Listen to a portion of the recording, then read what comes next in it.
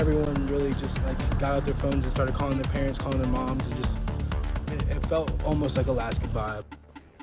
The campus of Bridgewater College stunned today as shots rang out, leaving 2 campus officers dead. John Painter and J.J. Jefferson killed by a gunman this afternoon. The suspected shooter, who we now know is from Ashland, now in custody after trying to run from the scene. Thanks for joining us for 8 News at 11. I'm Deanna Albritton. I'm Eric Phillips. We have team coverage tonight breaking down the events that took place on that campus. 8 News reporter Sabrina Shutters is standing by with student reaction to that shooting. But we begin first with Ben Dennis, who is live on campus tonight with an update on the investigation. Ben. Eric and Deanna, I wish I could say good evening tonight. It is anything but. This college campus is a crime scene tonight. Students are going to bed knowing that 2 officers that were here to protect them were gunned down. They were killed. Just this afternoon, somebody is behind bars and they are facing some of the most serious charges. Guns drawn after a campus tragedy.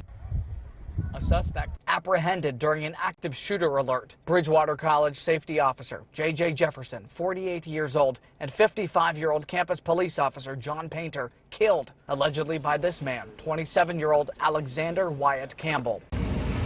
SWAT, local and state police, and the FBI swarmed campus this afternoon in Rockingham County. Investigators say the officers were responding to a suspicious person report on campus around 1:20 p.m. After a brief interaction with the man, the subject opened fire and shot both officers. Soon after, a startling Twitter message from the school saying, "This is not a test." More messages followed, including a timeline of events. After the shooting, Campbell reportedly ran off, went into a nearby river, and ended up on an island. Police followed him, and that's where the pursuit ended. Seen here, he was ordered to keep his hands raised and step back slowly before being ordered to the ground. Campbell had been shot, but police say his injuries are non-life-threatening. We're still working to determine if he was shot by the Bridgewater College police officer or if he suffered a self-inflicted gunshot wound. Tonight, a campus grieves 2 men who worked to protect what college president Dr. David Bushman calls a family. They were very well known to students.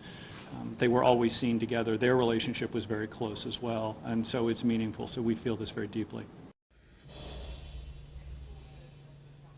And I did ask state police to clarify why Campbell was in fact deemed suspicious from the start. They did not give specifics, just saying that staff had indicated that he seemed out of place. And Eric and Deanna, important context here. American law enforcement are in high alert right now for officer-involved shootings. 3 cops were shot in Houston, Texas recently, and 2 NYPD officers were gunned down in New York City on a routine domestic call lately as well. This is certainly a concerning chapter for America and for law enforcement that are here to protect and serve. But for now, we're live in Rockingham County. Ben Dennis, 8 News.